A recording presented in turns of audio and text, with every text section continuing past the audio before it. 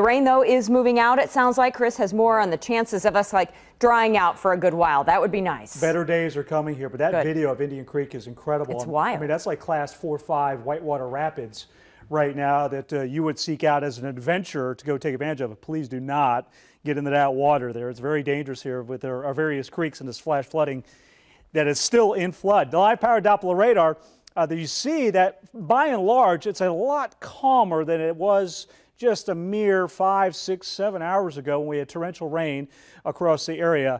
There are a couple little pop-up showers out there around Hillsdale Lake into Franklin County, from Miami into Franklin, that are essentially just bubbling up. And then there's another little zone out here in Cass County, little sprinkles or mist that's showing up. And that's going to be sort of the flavor of the rest of the afternoon.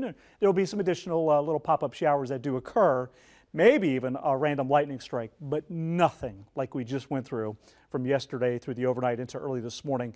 Again, if you're just now joining us, this is now the flood warning that's in effect. This essentially has replaced the flash flood warning that was in effect. And the reason being is we're now in a type of flood that's more duration. It will slowly recede those water levels. Flash flooding, we're not going to see those high water rises like we had first thing this morning. So that's why the change in the type of flood warning that we're presenting to you. Notice the expiration time, it's until 1:45, most of the metro and points to the south.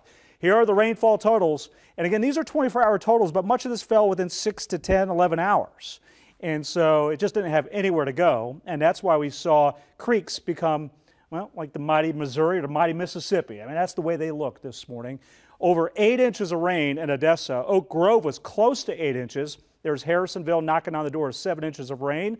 Raymore, almost 6 inches. And there's Liberty. KCI had almost 4.5 inches of rainfall. So that's in Missouri. Here are some Kansas reports for you.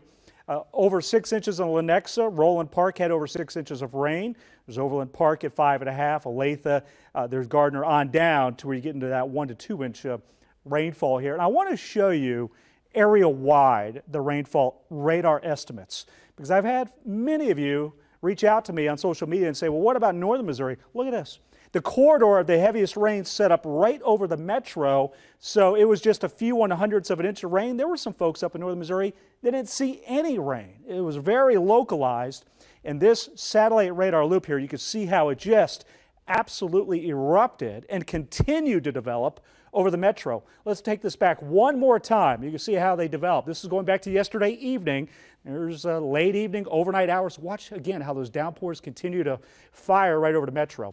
That's what we call training thunderstorms. And when that happens, and you get torrential rainfall rates, it becomes a prolific issue and a hazard. And that's what we realized first thing this morning.